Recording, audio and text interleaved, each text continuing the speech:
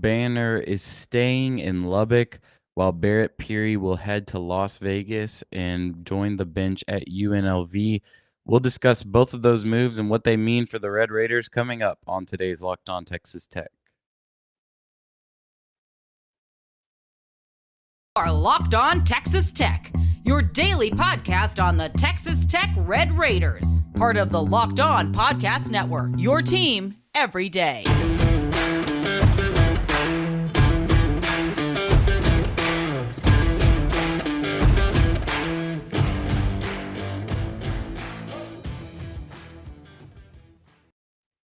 Hello and welcome to Locked On Texas Tech, a member of the Locked On Podcast Network. Thanks for making Locked On Texas Tech your first listen every day. We are free and available on all platforms, including YouTube. Be sure that you have subscribed to our channel if you have not already. I'm Ryan Mainville.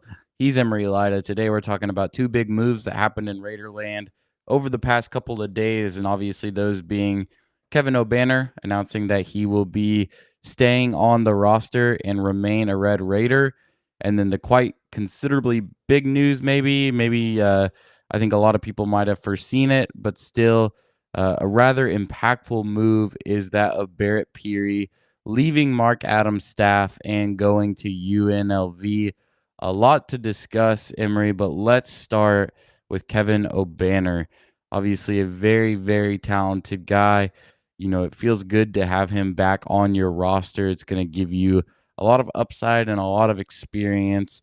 Kind of walk me through your mindset over this offseason and just what you thought as you were monitoring the situation with Obanor, as if he could pursue his professional opportunities or maybe even return to the Red Raiders. Well, for Obanor, I feel like the biggest thing was, does he value another year of the college experience and the NIL benefits that are going to come with that and the opportunity to really go far in March? Or does he want to go ahead and get started making money overseas? Because I feel like Obanor's game was one that really sort of had its limitations. At this point, Obanor's been someone that's been in the college system for 4 years. So he's kind of a little bit of a known commodity. The shooting's obviously going to be there.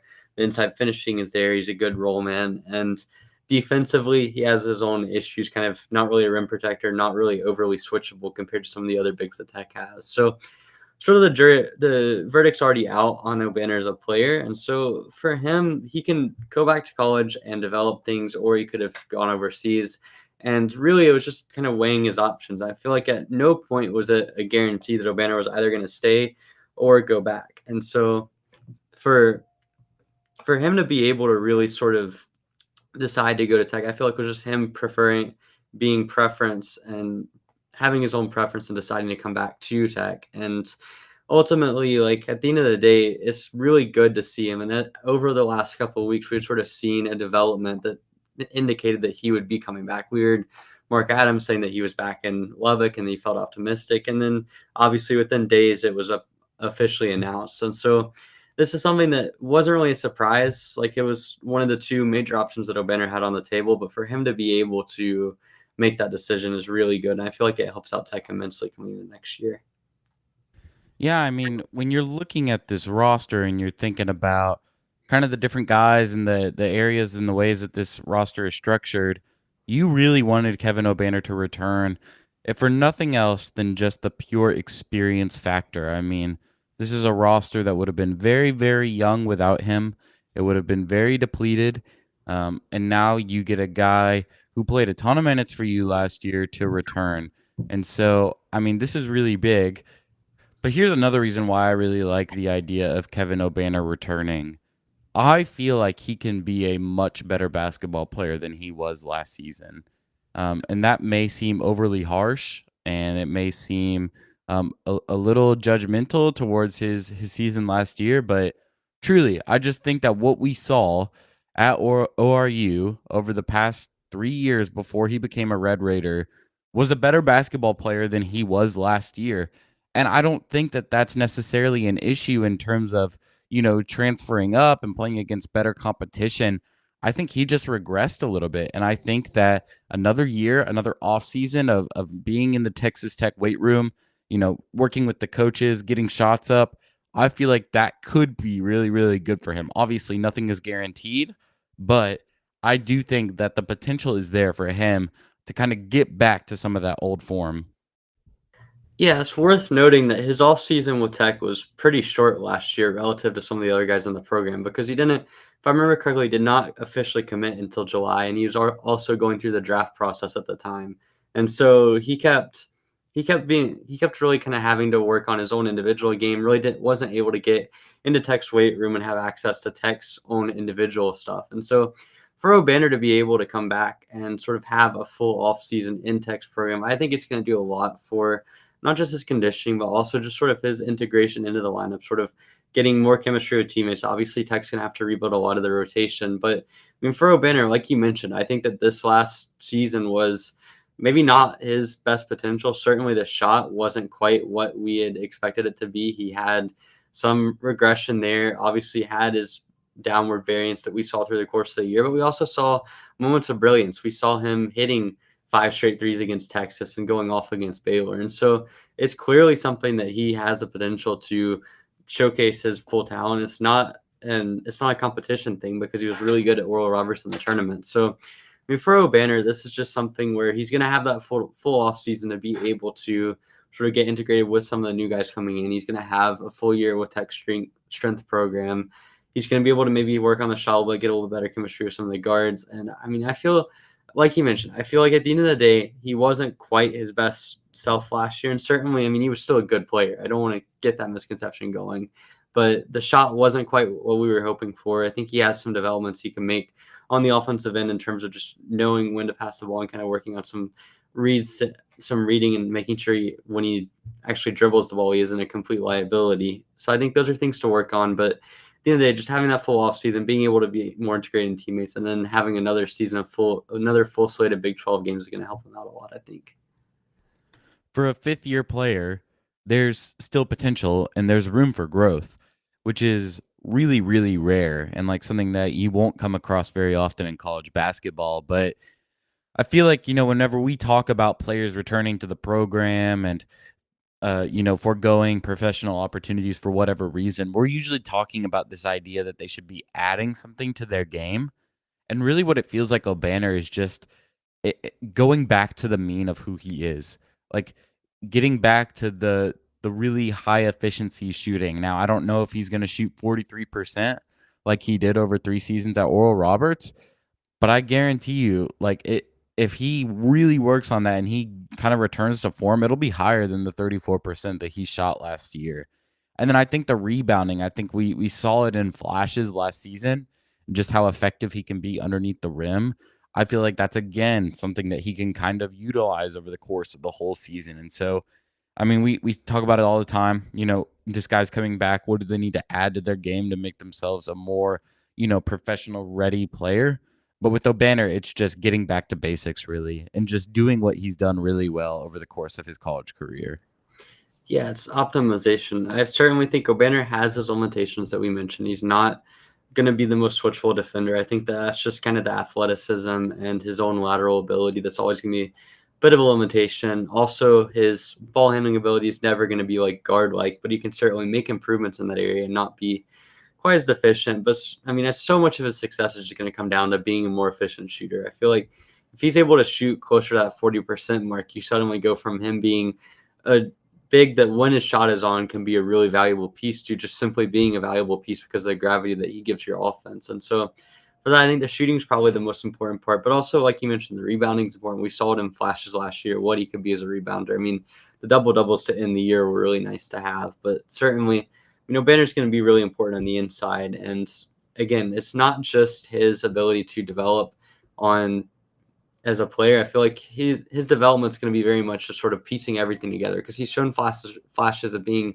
a really good inside player. He's shown flashes of having a really good shot, and he's shown flashes of being a tenacious rebounder. If he can combine all three of those over the course of the season, that's a really, really good player. So it's going to be down to optimization. And I mean, for one, I think that Obanor coming back is good for him, his own development. He's not going to have pressure in the sense that he's having to play in a brand new environment, thousands of miles away, getting accustomed to a new league, new rules, new everything. So it allows him to kind of just focus on his own game. But for Texas Tech, I think it's just a huge gain to have Obanor back and have that experience and someone that's hit big shots in big games and has really been relied on this past season as a leader of your team. All right, I want to talk about how Obanor kind of fits into next year's team as we know it right now. But first, a quick word from Built Bar and AG1. This is the time of year that I've pretty much given up on all my New Year's resolutions, but not this year. I'm sticking to my resolution to eat right thanks to Built Bar. It almost feels like it's not a resolution because I actually enjoy eating Built Bar products. They're not just a protein bar, they are a treat, and they're covered in 100% real chocolate. They're low in calorie, high in protein. Replace your candy bars with these, they are better. Go to built.com and scroll down the macros chart. You're going to be blown away. They're high in protein, low in calorie, high in fiber, low in carb. Go to built.com today to get your hands on some of your own. Our next partner has a product that I use literally every day. I started taking AG1 because I wanted better gut health. With one delicious scoop of AG1, you're absorbing 75 high quality vitamins, minerals, whole food source superfoods, probiotics, and adaptogens to help you start your day right. AG1 contains less than 1 gram of sugar, and there's no GMOs, nasty chemicals, or artificial anything, and it still tastes good. Right now, it's time to reclaim your health and arm your immune system with convenient daily nutrition. To make it easy, Athletic Greens is going to give you a free 1-year supply of immune supporting vitamin D and 5 free travel packs with your first purchase. All you have to do is visit athleticgreens.com/college. Again, that is athleticgreens.com/college to take ownership over your health and pick up the ultimate daily nutritional insurance. All right, big announcement. For the first time ever, Locked On is hosting live coverage of the 2022 NFL Draft from our studios in Dallas with pick-by-pick analysis from our local team experts and draft gurus. Tune in all 3 days as our draft team guides you through every pick and every trade in real time. It all starts on Thursday, April 28th at 7 p.m. Eastern Time, available on Locked On NFL on YouTube and on the Audacity app. All right, some exciting things happening within Texas Tech basketball. So thanks for tuning in and getting the scoop here. Talking about Kevin Obanor and the way that he fits into next year's team. It's pretty pivotal that I think you return him because I'm looking at my handy dandy spreadsheet that I create every offseason. And if you're looking for that, you can follow me on Twitter. My handle is on the screen if you're watching on YouTube. Looking at the chart, there's really nobody that provides exactly what Kevin Obanor does. I mean, you got Daniel, who's probably going to be a key piece in your front court rotation. You got KJ Allen, who I think is still a little bit of a work in progress, but can bang it around down low. You've got Austin Timperman, who won't play. You got Robert Jennings, who's a really good rim running big, but doesn't really space the floor. And then just the sheer experience factor. Kevin Obanor has it where no one else does. Emery, talk about why, if you're a Texas Tech fan and Kevin Obanor announces he's returning, you should be excited considering the pieces that are around him. Well, he quite simply gives you a piece that you otherwise don't have. He's a floor spacing big that can hit threes off of screens at a 40% clip. He can move well off the ball. He can shoot from just about any location. He's a tenacious rebounder. You have all of those things, and you have all of those potential areas with other players, like a Demarion Williams obviously has the shooting ability, maybe Jalen Tyson as well. You've obviously got the rebounding and blocking ability of Daniel Bacho, and certainly you have other players that can move well off the ball, but you don't have someone at that size that can do all of those different things. And so Obanor's versatility as an offensive player is going to be very valuable because it allows you to have floor spacing. You can run 2 big lineups and still have good spacing. You can also experiment with him at the 5 and run a 5-out offense. There's a lot of different things you can do with Obanor in the fray. And again, you have the on-court element of it, which I think adds a lot of versatility in what you're doing offensively. And then you also have the off-court element of he's someone that's already been in the program for a year, which doesn't sound like a lot, but he's going to be one of Tech's most experienced players within the program. And then in terms of overall experience, is probably going to be the most experienced player and have played in the most college basketball games and the most big-time games as well. So for Obanor to come back, it's really important because it allows you to kind of have the experience to rely on, as well as someone that was an integral part of your team last year that we know can space the floor well. We know is going to be a good piece in both 1 big and 2 big lineups, and really allows you to just have better shooting. I feel like spacing is going to be so important this year, and to have that with Obanor, even if he's still just a 34% shooter, which hopefully he isn't, it still offers you spacing and someone that you've seen can get hot at any moment.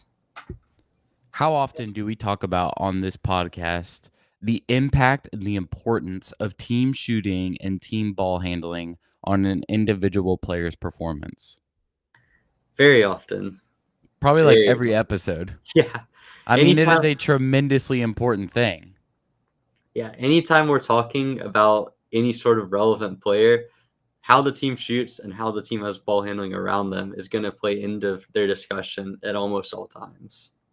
So, with that in mind, when you're looking at a roster that's adding Pop Isaacs, Lamar Washington, Jalen Tyson, maybe Ethan Duncan to some degree, Demarion Williams, some more Malik Wilson, and there's still plenty of offseason left ahead, what kind of impact could you give your most educated guess towards having, an impact on Kevin Obanor's individual performance next season? I think the biggest thing is the ball handling improvements. You're going to have Malik Wilson presumably playing a much bigger role. And he's someone that, when he was healthy last year, showed a lot of flashes as a ball handler in the half court. You have Pop Isaacs, who, if he can live up to his potential, and there might be some rough patches in year one, is going to be a truly great floor distributor, can play in the pick and roll, pick and pop, and has great court vision. You're going to add Lamar Washington, who, again, the playmaking side of things is a little bit more of a question mark, but at a minimum, he's at least somewhat of a capable ball handler with a shot that looks pretty good. And then you're adding Demarion Williams, another secondary ball handler guy that has elite level shooting. So the floor is going to be space for Obanor. When he's operating inside, he's going to have better opportunities to be a roll man, and the paint's not going to be quite as packed. And then from the outside, I feel like the improvements in ball handling is going to help a lot when it comes to his amount of open threes that he gets, because that was one thing that I thought really hurt Tech, especially in the early part of last year, was just being unable to get penetration into the lane, being unable to effectively make plays off the pick and pop. And it took Tech so long to really figure out how to make that work that guys like Bryson Williams and Obanor couldn't really get uncontested threes from the top of the key. And that's something that, if you look at Obanor's production at Oral Roberts, so much of it came off of a Max Asmus pick and pop action. And when it wasn't coming from that, it was coming from some other variation of screen at the top and kind of sag back and take a top of the key jumper. So there were so many different opportunities that simply weren't there quite as often at Tech. And while I think the level of competition has some to do with that, I also just think that Tech didn't have the ball handling to really take advantage of that. McCullough wasn't really as experienced in the pick and roll and certainly in the half court offense to be able to create those opportunities.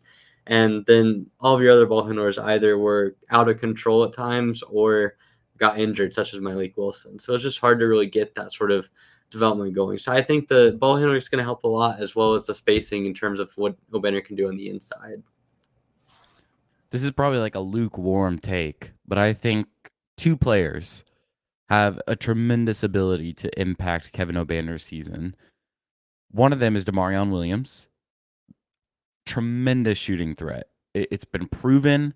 I would be very surprised if he gets to Texas Tech and there's a significant drop-off in his shooting. Truly one of the best shooters in the country next year. He may not shoot 40% on almost 7 attempts per game, but he's going to be reliable for you. And then I think the other one is Jalen Tyson. If he shoots anything like I watched him shoot plenty of times at John Paul in Plano, Texas, my hometown, it's going to be a really, really impactful thing to have on the perimeter.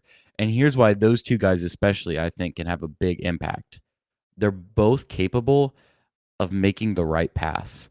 So whenever you are talking about this idea of gravity and creating gravity, Tyson and Williams are two guys that will do that. They will be shooting threats on the perimeter. And how often do we watch professional basketball, or even Kansas basketball last season, I think is a really good example of this, where there's a guy who's a shooting threat on the perimeter. He gets the ball and he makes one pass because there's somebody wide open in the corner. I feel like both Tyson and Williams can not only be serviceable in those areas, but be really, really elite. And I think that that's something that can completely change the outlook of this Texas Tech team, because it can completely change the team spacing. Yeah, for me, I feel like those two guys are going to be really just a complete game changer from a lineup standpoint. I mean, when you add Williams to the fray and you also have Jalen Tyson kind of getting his first year of playing time, if they can live up to the billing of shooters, then suddenly you go from having a team last year that really only had 2 positive shooters on the court at any given time to now suddenly you have at a minimum 3 in the lineup when you have Tyson, Obanor, and Williams, if they can all live up to their expectation, in addition to guys like Pop Isaacs, Lamar Washington, and others that could potentially be floor spacers that we haven't really seen at that level at the college level. So there's just the opportunity to have shooters around a guy like Obanor is big. And certainly I still think the ball handling is going to be the biggest thing when you look at his uncontested 3 rate, just because of how much of his production at Oral Roberts was based off of just that ability to get assisted looks from the top of the key. But I mean, I agree. I think that having spacing around him, having the gravity of those other guys being positive shooters is going to give him more of those sort of swing looks that we saw like a Kansas make, or again, for example, like Baylor back a couple years ago, and when they had Macy T, Davion Mitchell, and Jared Butler all out there, like it all kind of connected together. So for Obanor, I think just having the spacing around him, having the ball handling around him is going to be really critical to his shooting splits and just his impact as an offensive player. There's a move on the Texas Tech coaching staff. People love to talk coaching news, so we're going to do just that. But first, a quick word from BetOnline. BetOnline is your number one source for all your betting needs and sports info.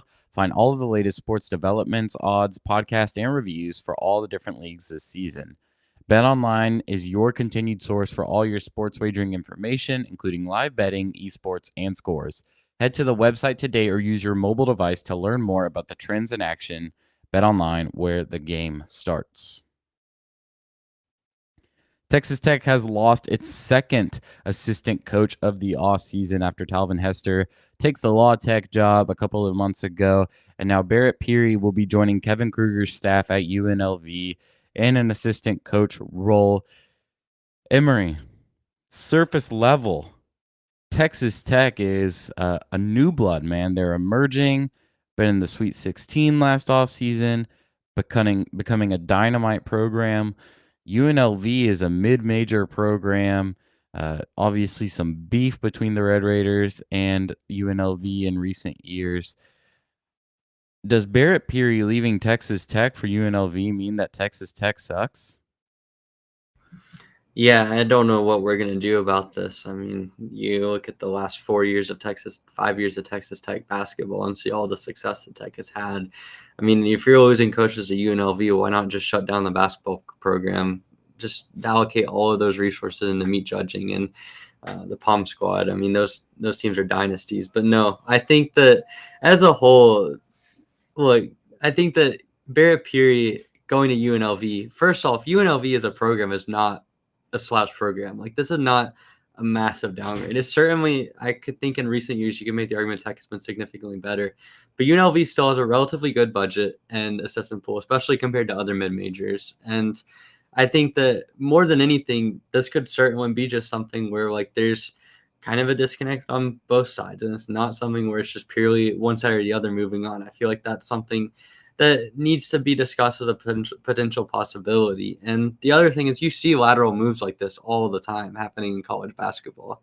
You see guys that may take theoretically worse jobs, and it doesn't mean that it's an indictment on the program that they're leaving from. I mean, look at Nolan Smith leaving Duke to go to Louisville, right? No one would say that Louisville is a better job than Duke, and by all accounts, his role at Louisville is going to be pretty similar to what it was at Duke. But you want to say that Nolan Smith is making the wrong decision there. It's all down to individual preference, and I don't think you can take anything away from Tech as a program just because of Peery's decision. I don't think you can take anything away from Peery as a coach because of where he ended up going, because I think that's wrong on both counts. Yeah, so I bring this up for one reason, and it's not to be a condescending jerk, but it's to say, don't panic. Like, these things happen all the time.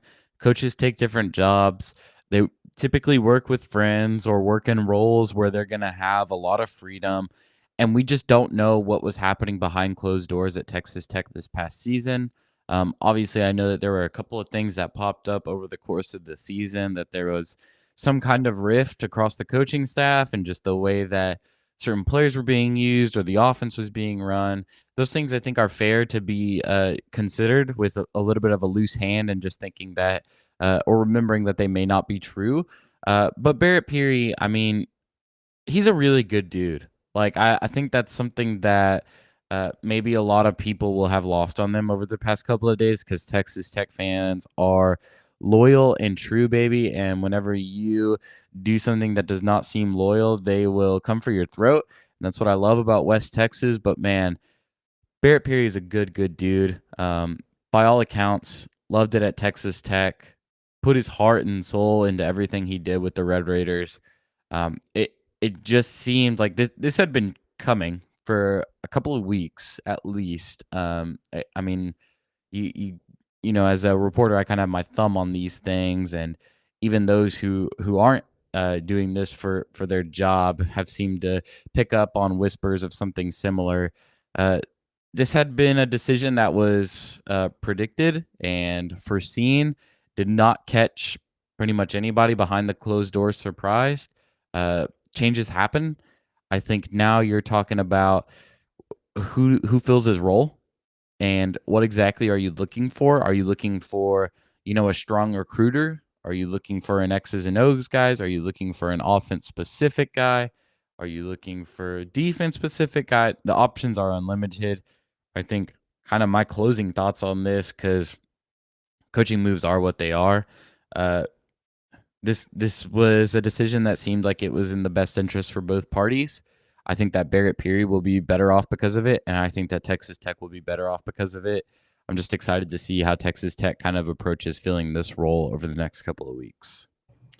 Yeah, for sure. I think that people shouldn't be taking this as anything against Barret Peery. I think he had his own decision to make, and certainly I think the program had its own decision to make. And at the end of the day, like you said, both sides can be better off because of it. And how Tech fills this role, I feel like is going to be having having the one available assistant slot now with Pinkins coming back kind of gives you a little bit of an indication as to what Tech can do in terms of filling this one. And it wouldn't surprise me if they went more towards an X's and O guru, just because of the confidence they have in the staff that's built up in terms of already having Williams and Pinkins on the staff in terms of just a recruiting standpoint. So it wouldn't surprise me if you went maybe the D2 route or a low major, kind of looking the same way that you did with Peery in terms of looking at a coach that wanted to go towards an assistant role with an increased salary and with the opportunity to really help alongside Mark Adams and develop a powerhouse at Tech. So I think that how Tech fills this role is going to be really interesting to watch. But certainly, I mean, this isn't something where Barret Peery was just outright bad at his job. It wasn't something where Texas Tech was a toxic environment that no one wants to be around.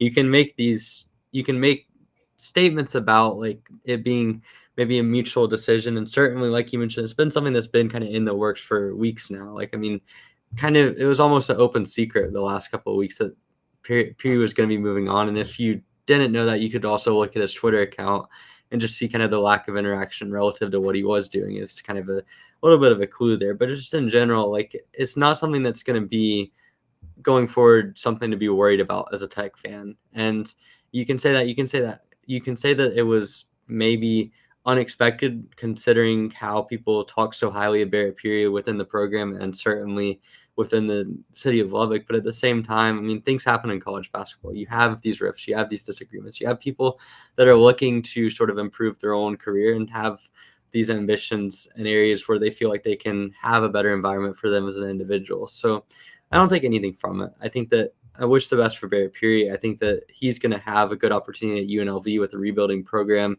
a team that has had prominence in the past and has, again, a budget that can be competitive in the Mountain West. And he's also going to have sort of a young team to build with. And then on Tech's side, I think it gives you an opportunity to fill your staff with another high-level assistant that you could go after. And one last thing, I just think that in general, you're looking at a program that this is a team in Tech that can attract good level assistant coaches. And just because you lose Barret Peery does not mean that you're not going to be able to fill that with a guy that doesn't have pedigree. You're going to be able to get some sort of a experienced coach, whether that be at the assistant level or someone that has head coaching experience. And I mean, it's not going to be something I saw people freaking out over Tech adding Luke Adams to the staff. And that was really, really interesting to me because I look at it like adding a guy that has already been well connected with the program. Obviously, his dad is literally the coach. You have a whole lot of connections there. He's someone that's been within Tech basketball, that's kind of rose through the JUCO ranks, has had the opportunity to coach before. It's not a bad thing. And to still have that third assistant role open and not have it taken by Luke Adams, I think people got a little bit scared that maybe that was going to be the case. And I think just having the more experienced guys you can have on the staff, the better. So I think it's a good opportunity for both sides, both for Peery and for Tech. I try to be nice because I'm really aggressive online at times. But anyone labeling the Luke Adams hire as nepotism or a bad move is just completely ignorant of the JUCO basketball world, and that's just a dog water take, man. Luke, I mean, talk to anybody in JUCO basketball, and they will have resounding things to say for Luke Adams. But like you mentioned, Pinkins back on the staff. Texas Tech has a seat to fill. When they do, we will be here on Locked On Texas Tech to break that down. Until then, be sure that you are subscribed to our feed wherever you get podcasts. You can keep up with us on Twitter. You can follow me at rmainvillelbk. You can follow Emery at eraser41. You can follow the official Locked On Texas Tech Twitter page at Locked On TTU to be sure that you never miss an episode when it goes live. Until then, thanks for making Locked On Texas Tech your first listen every day. Now make your second listen Locked On NFL Draft. Ryan Tracy and former NFL cornerback Eric Crocker bring the NFL Draft to life every day with insight and analysis on college football prospects and NFL front offices. It's free and available wherever you get podcasts. Thanks for joining us, and we will see you tomorrow.